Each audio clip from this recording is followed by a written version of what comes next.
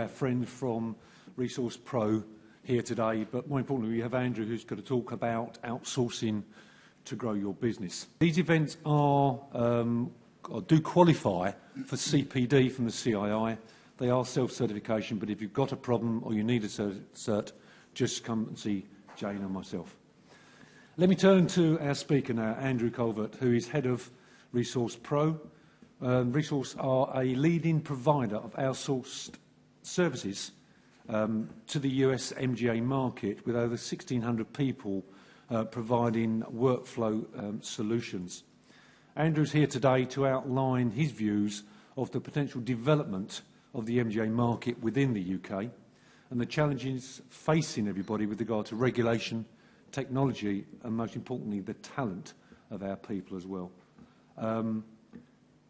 He will actually describe to us his experiences within the US market and then see how that's had an impact over the past 10 years. I did actually ask Andrew for a short biog, and I was pleased to see that he was a former Lloyd's casualty underwriter and was previously the Chief Information Officer and the Chief Operating Officer of a number of Lloyd's managing agents. He has also been responsible for buying outsourced services for insurance organisations both onshore and offshore. And I'll leave it there. I'm pleased to introduce Andrew Calvert. Okay, thank you, Peter, and welcome everyone. And thank you very much for attending this session, which is designed to encourage some different ways of thinking about how you grow your business without a heavyweight increase in headcount and operations overhead. I'd also like to, just at the moment, introduce one of my colleagues to ReSource Pro, which is Manj Sahal. If you wouldn't mind standing up, Manj. Manj is part of the senior ReSource Pro team, management team in China, and also has led and will continue to lead a number of operational excellence projects that we do for our customers. Thanks. So before the main content of the presentation, I'd just like to outline a bit of the background of ReSource Pro itself. It's a new name to many in the UK insurance market, but it's a company that's been providing outsourced services to insurance carriers, MGAs, brokers in the States for about 10 years, or certainly during the last 10 years. ReSource Pro itself was established by an MGA, Distinguished Programs, in New York, operating out of New York. And it was formed out of a problem that Distinguished Programs had. One of their carriers was Kemper, that was bankrupt or went into administration. And Distinguished Programs had 13,000 D&O policies that needed to be cancelled and rewritten within a short period of time. And with their existing staff, that would have taken, or they estimated it would take many months. They had an employee or ex-employee who'd decided to go to China to teach English. And he came up with the idea of using his English-speaking students to remotely log in to Distinguished Programs systems and do all the necessary data entry and data checking to do that job. And they managed to do that in the required period of about 10 weeks. So based on that experience, Matt Bruno, who was the person teaching English in China at the time, thought he had the makings of a business that he could sell to other MGAs and brokers doing that sort of work. And he remains chief executive of the China centres, and many of the original people involved in the early stages of that growth still work for ReSource Pro in China. Just to help you identify with the Chinese location, I do have a visual aid, which is Tsingtao beer. So if you've eaten in a Chinese restaurant in the UK and had the beer, the chances are high that you've actually sampled the beer. And that is where ReSource Pro is based, is Tsingtao or Qingdao. Now, and the other point I suppose I should make actually is that that's been going, that brewery has been going since 1903, and was set up when Tsingtao was a German colony, and the brewer was established to supply the troops, the occupying troops, with refreshment. So it's an extremely early example of provision of quality outsourced services from that part of the world. In further developing the business, Matt focused on two key points. He wanted to form a company that had expertise in process improvement and was focused on insurance, and only insurance. And they became specialists in insurance, and a college of insurance has been set up in China where all the employees receive basic level training, and in some cases higher level training, so recognisable insurance designations such as CPCU, and as we develop in the UK, that will encompass CII qualifications. So over the years, as ReSource Pro has got bigger and developed, they've developed their principles of operation with reference to the works of Jim Collins. May or may not be familiar to you, but he's an American business consultant and author. Wrote the book Good to Great after studying what made about his sample of 1,400 companies successful. And he came up with this idea and phrase of start by getting the right people on the bus, the wrong people off the bus, and the right people in the right seats. And I think ReSource Pro have actually added a pretty vital phrase to that those people should be doing the right things as well. So that's all I'm going to say specifically about ReSource Pro, and I'll move on to the main subject of the day. Well, it's almost everything I'm going to talk about specifically about ReSource Pro.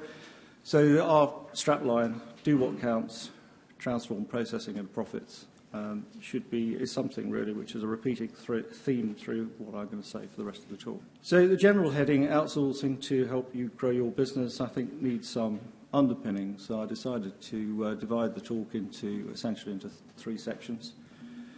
The first couple of sections dealing with our views and my views on the potential for the development of the MGA market in the UK.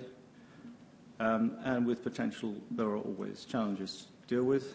And I've categorised those under talent, technology, processing and regulatory changes.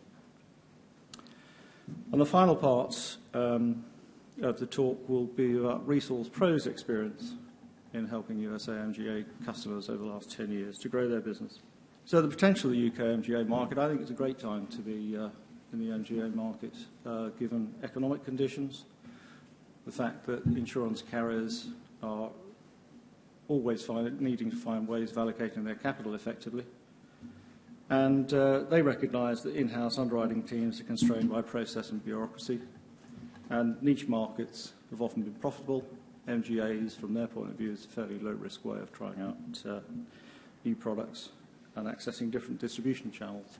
With a growth, I think a fairly solid underpinning to economic growth now established, notwithstanding issues of Ukraine and Russia.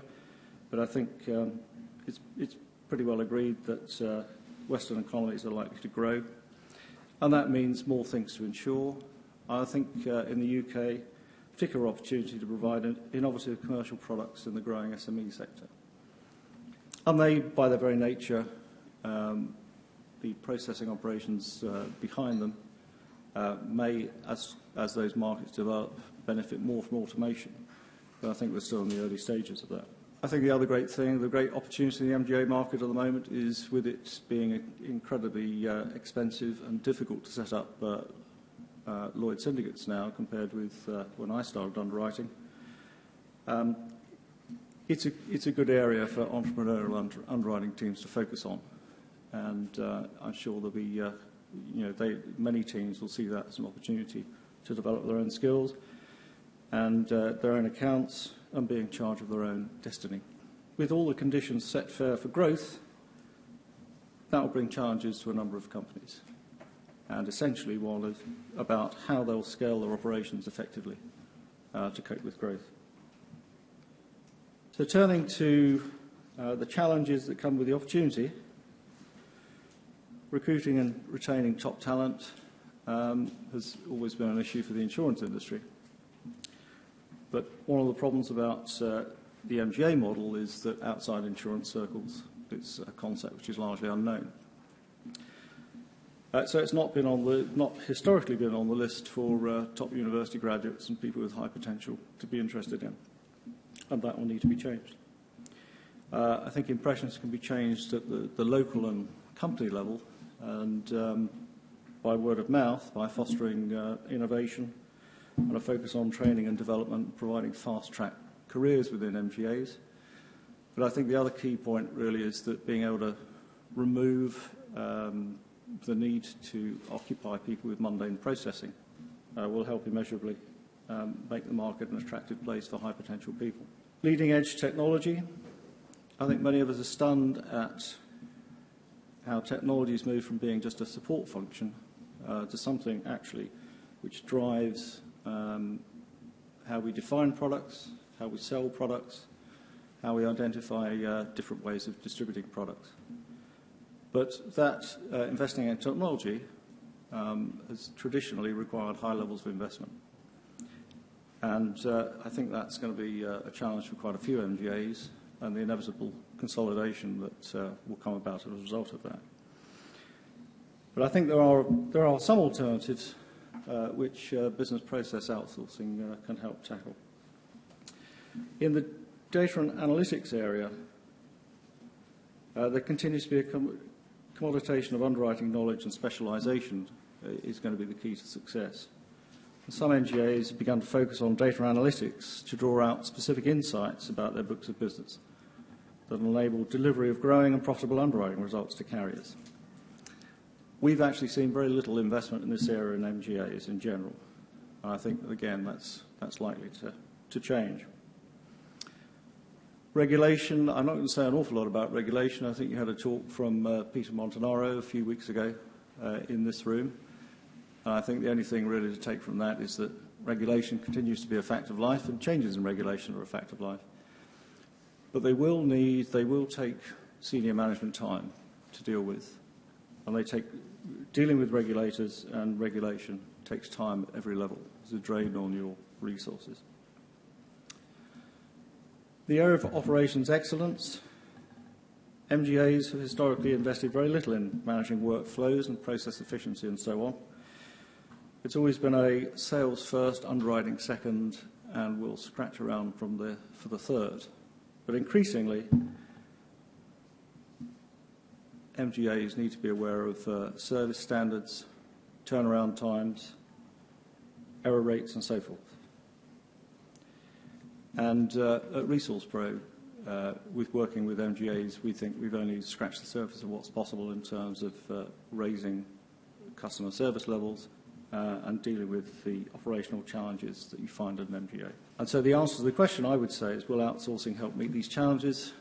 Yes, very definitely. And I'll deal with some of those as the presentation goes on.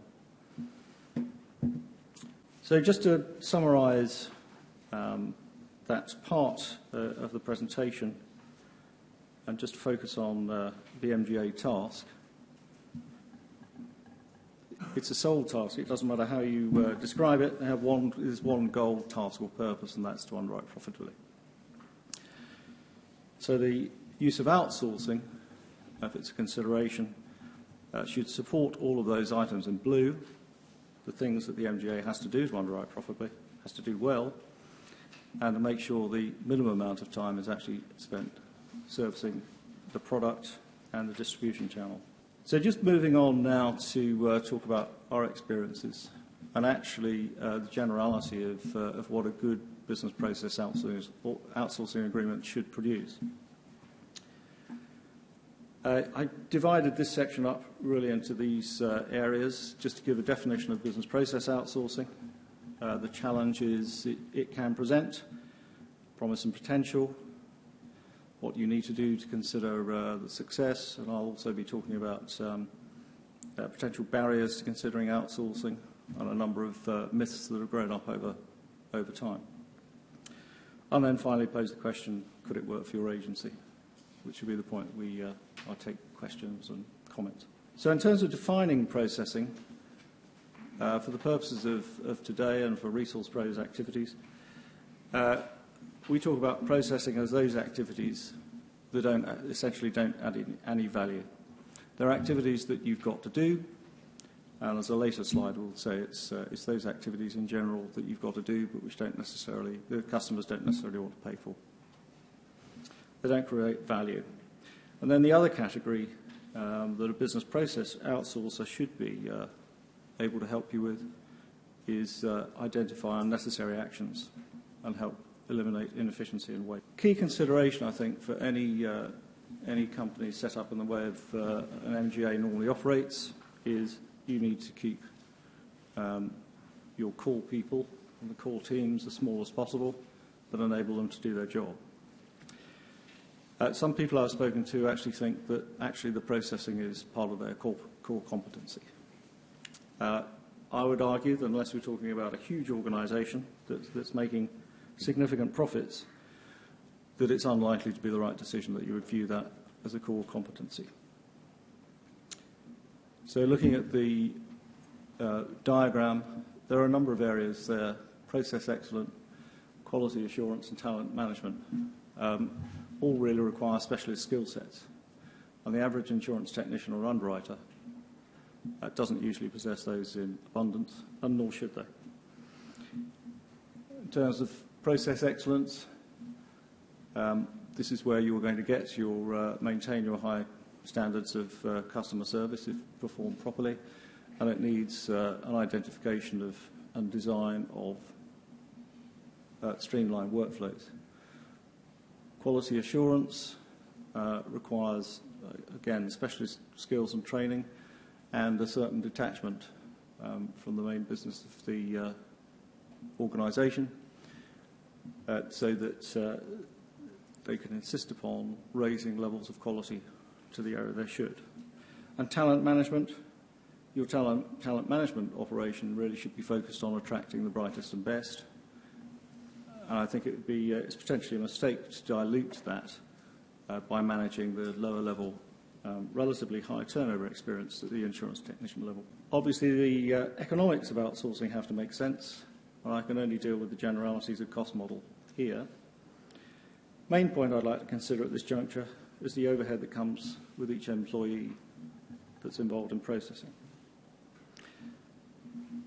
As I say, I can only deal with the general level, but I'd just really draw your attention to the things such as training, IT equipment support, office utilities, management, supervision, and just the cost of managing relatively high turnover of staff in HR terms is often going to add an extra 50% at least onto your base salary level. Having said that, again, I think it's a mistake just to consider savings on a role-by-role or person-by-person basis as the sole reason for considering outsourcing. I think it's far more about the value that an outsourced provider can bring in a more general sense.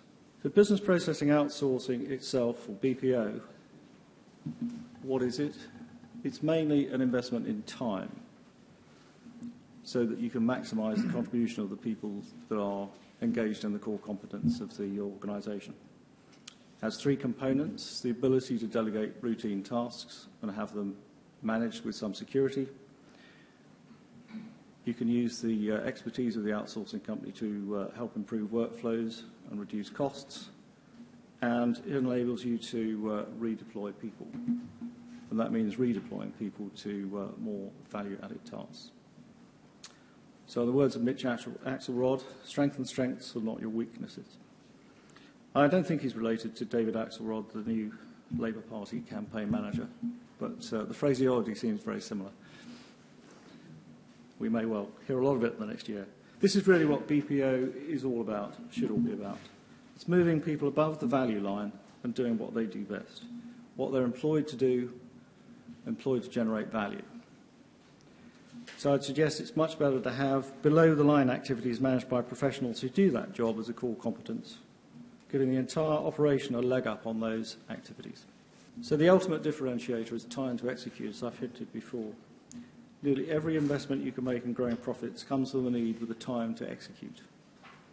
It might be more training, in particular sales training, producer training, training for underwriters, in particular people focusing more on the analytics side of things, interpreting data and so forth.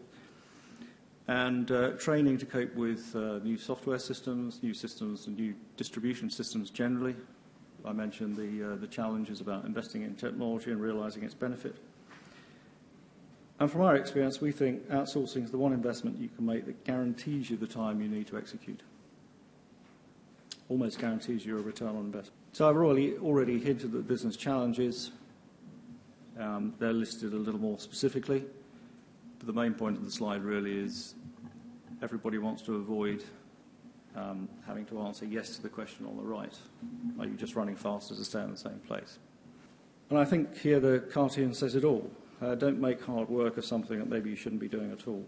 And just dealing with some of those operational challenges, I think in particular the point about limitations of automation. Great store has been set, and various markets in the UK have done well out of automation, UK motor market in particular. But there are limitations, and I think sort of brought home to me quite recently, really, with where I personally had to make a claim under a household policy, funnily enough issued by an MGAA. But in dealing with the claim, which was, in terms of settlement, a pretty straightforward claim, and was ultimately settled for the correct value. But what amazed me was the number of parties that got involved in dealing with that claim, but with an astonishingly low level of service. So the claim was put into by ringing the helpline or the claims notification line or whatever. It so happened the system was down, or I was told the system was down, and so I was invited to send an email with all the details. I sent the email, which had a do not reply automated response to it. Nothing. No response to the email, no follow-up telephone call. So I call the centre again and actually end up talking to a different claims handling company. Ultimately, the claims handling company employed a loss adjuster, and I had to go through the whole story with them. So no joining up of systems, and nobody actually apparently taking responsibility for making sure the communication was secure. If it's going to be automated, it needs to work if it's automated. If it goes wrong, you need to be able to talk to somebody in a joined-up way. And I think it's reasonable for people to expect that you don't go through the same story every time you speak to somebody on the phone with about 4 different companies.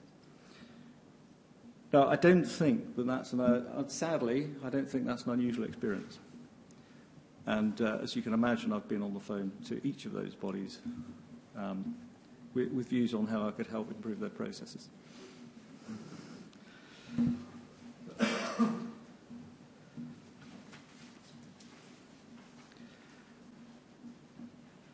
So in looking at it from the point of view of what a business process outsourcer can bring to the party, and what they should be, what a good one should be bringing to the party, is you need to know what's going on in the operational undergrowth, as it were, the underpinning of your organisation.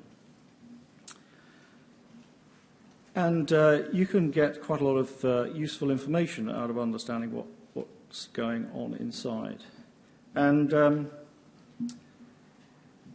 I think the whole point about processing really is that it's a silent enemy.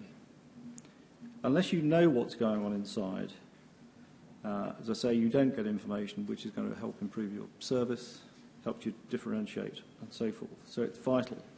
And again, not many people really have the detachment within their own organisation to take a serious look. Some of you may recognise the diagram, which comes from the studies carried out by Toyota to develop, which ultimately became their lean process methodology, which has now been really exported to most other industry and service sectors. But the findings of that study really have stood the test of time. Is that the whole point of the Toyota piece was to go through and ruthlessly ask the question, was a particular activity actually adding any value? If it wasn't, it had to go. There had to be some means of removing it. And out of that, they found at least that 50% of work adds no value and is in fact waste. And so obviously the goal and what a business process outsourcer should be doing for you is delivering most value eliminating the waste, and making sure everything's done in the value-added work, and that the necessary work is done in the best way possible. The other thing certainly we do at ReSource Pro, and again I think a good BPO organisation should be doing, is actually ask the staff what's going on, and indeed the leadership. But a number of interesting insights have come over the years in terms of what the staff are doing and what they think they could do. And these statistics, again, are not uncommon in terms of what we found. High number of people not actually completing their daily work, which immediately begs the question, was it necessary in the first place? How vital is it? Is it building up backlogs? Or are you just having people just under too much pressure? And then also, interestingly, quite a high proportion of people saying that they have got time for other activities, which again, if you know what they are, or if you know what they want, if you know who those people are and what you want to achieve, you can direct your attention in the right way. So I'm sure these categories of waste and inefficiency will be recognised. I've referred to operational challenges as a silent enemy. I think nowhere more so than the overproduction and overprocessing areas. I've seen many instances, for instance, in the overproduction area. People in many cases have got rid of paper, but they keep emails and email attachments stored in their inbox. They copy them to the designated RH or U drive, and then they're also copied into some sort of MI data warehouse. So huge amounts of data stored all over the place with no successful means of making use of it or retrieving it in the right way. And I guess the other important one really is human mind. Again, referring to the silent enemy, we always encounter people doing the wrong thing or getting involved in activities which seem easy to do, but actually are below the pay grade of the person doing it. Could be performed by lower cost staff. So the opportunity, by putting in place structured, proven methods of reducing these costs. Turning really to potential barriers to outsourcing, but outsourcing the insurance industry now pretty well established. Just in terms of process outsourcing, that's well recognised and well used in the UK for about the last 15 years now. But these are the sorts of things that I've heard over time as an objection to entering into an outsource agreement. Particularly, obviously, with offshore, will language be a hurdle? I think the reality of that is good outsourcing companies will pay attention to the issue and train their staff accordingly, and in cooperation with their customers will make sure that the people with the right language skills are doing the right job. It might save money, but it will compromise quality.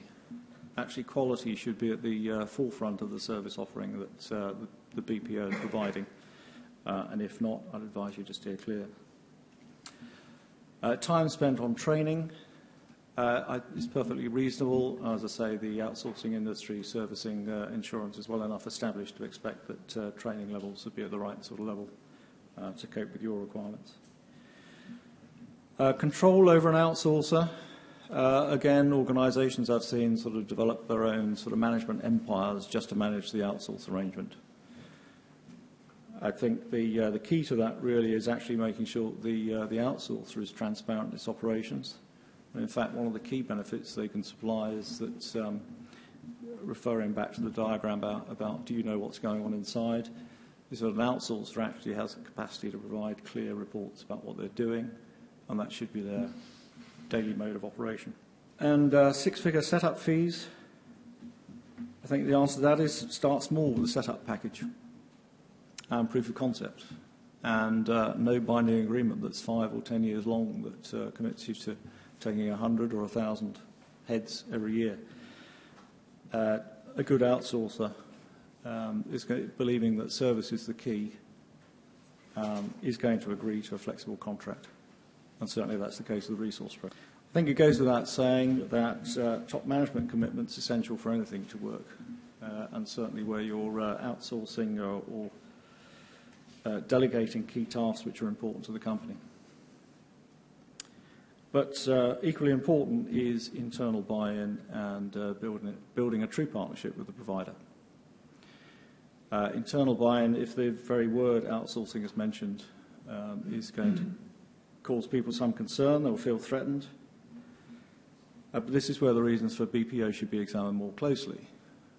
Traditionally, again, ReSource Pro has always promoted outsourcing as an answer to a business that wants to grow, and we would be fairly uncomfortable about arrangements which are brought in just to save labour cost and help just reduce cost of operation per se.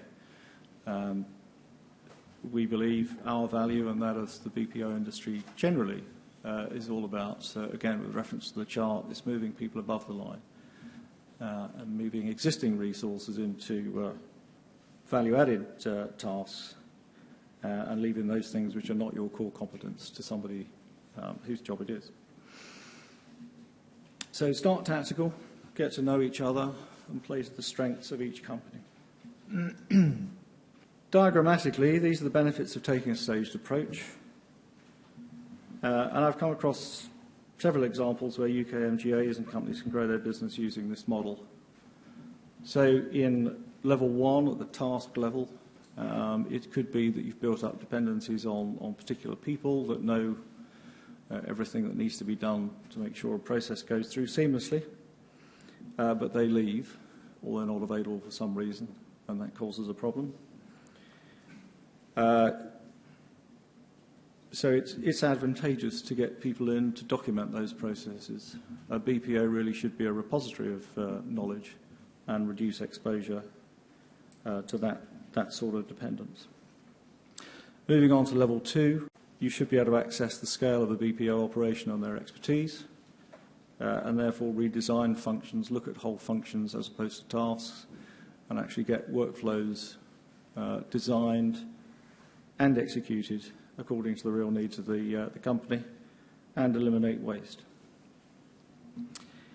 And moving on to level 3, to lead the industry, we've actually recently been appointed to do some work for a company in London and Europe that actually spent a lot of time and money putting a new underwriter's desktop system in place.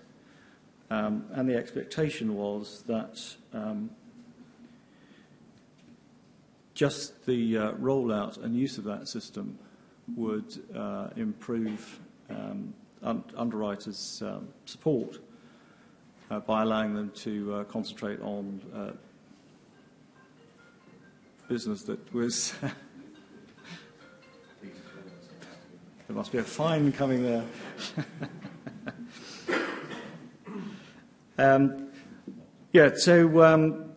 The expectation was, having put the system in, which was widely welcomed, was that it would actually make underwriting teams much more effective.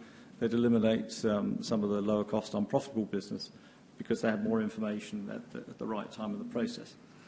What this company's actually found is that this system is being used in different ways in different areas. So no doubt, according to national custom, as I say, it's rolled out across a number of European offices. And so our task there is now actually to go around and analyse how people are using the new system and marrying that up with the expectations of senior management and the business benefits they're expecting to accrue from this system, and make recommendations to understand whether there are any system issues, design issues, but really more importantly to sort of find out, get to ways of using this system consistently to get the results that they were after in the first place. Now I think whilst it's nice to get the work, I think we're actually a little late to the party. Is that my belief is if we'd been in a position of having a partnership, moving through these levels, we'd actually have, or the customer would have access to all the relevant data to improve their workflows and indeed design their new systems. New systems, and more importantly, the way those systems are going to be used. I'm sure you get the point now, but once more to return to the high level, this is the opportunity. And I think the other point really to say is that I suppose the final example I was going to say is there's another company I've been talking to has started up, I think in a fairly common framework. They've built themselves up to staff of about 40 based in London. And everybody was on the same floor of the same office. And they want to grow. But they've realised actually they've got to a situation where in order to grow they're going to have to make a serious investment and possibly go through a period of disruption. So one option, and the option that they are considering, is to move offices, employ more staff and invest in systems because their systems were homegrown systems supporting a small number of people. But they're in the situation that if they do that, then they have to invest heavily to achieve growth, rather than have an ability to grow and invest on the back of the profits that will come from that growth. Now, again, I mean, my contention would be that the alternative, nevertheless, is to tap into the scale that a business process outsourcing company can provide. And so they don't have to make all of the investment up front. They can actually grow, they can experiment and grow in areas, and they can have the reassurance that the staff that get added will be managed properly and won't affect their levels of service, won't cause disruption. And it's something they're considering. And really that leads into a summary of the benefits, and again with something which I've referred to on a number of occasions. Consideration of successful business process outsourcing agreement will give you the time to execute, which I believe is the ultimate differentiator for growing your business.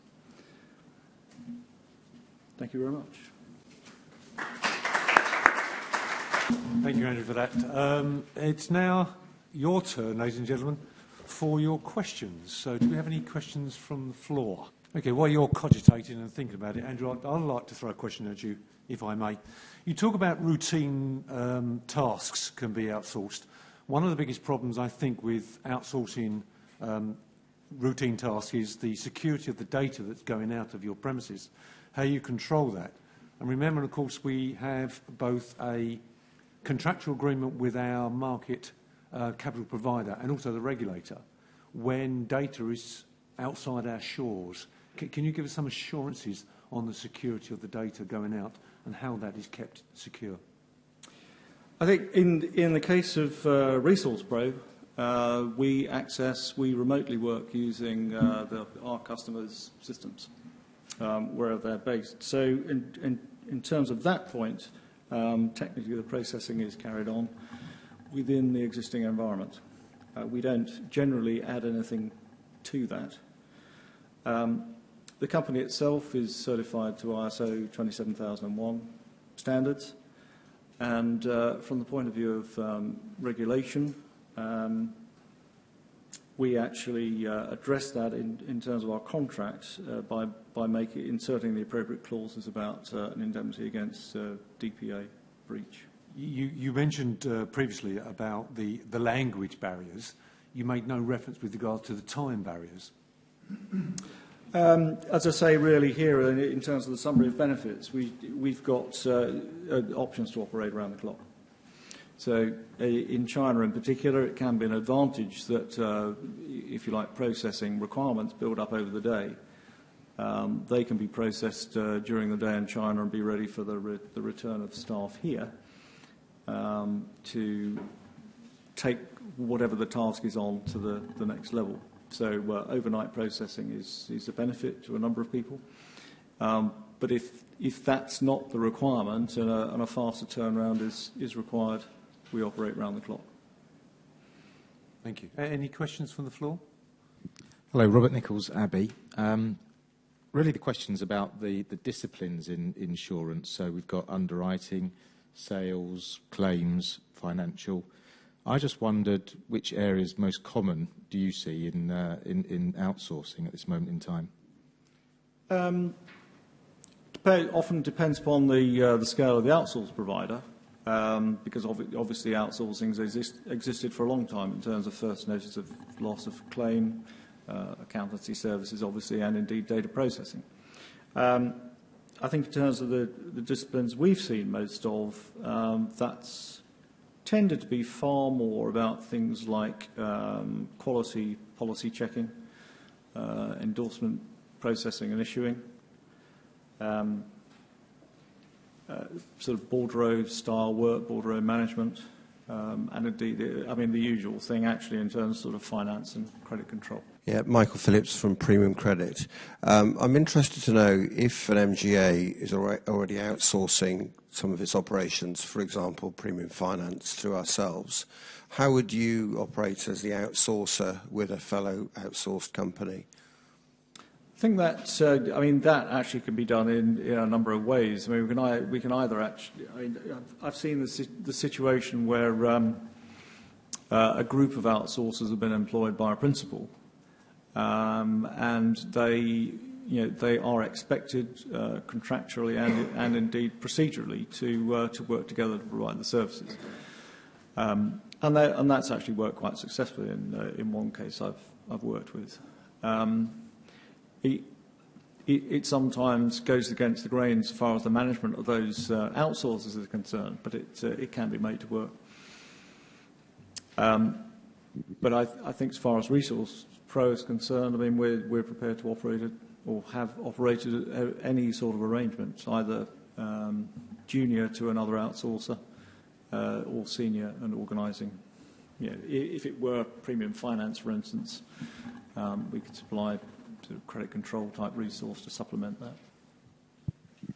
Hi, it's Craig Kingerby with Miller Insurance. Just wondering if there's a scale in terms of either revenue or numbers of transactions that lends itself to outsourcing.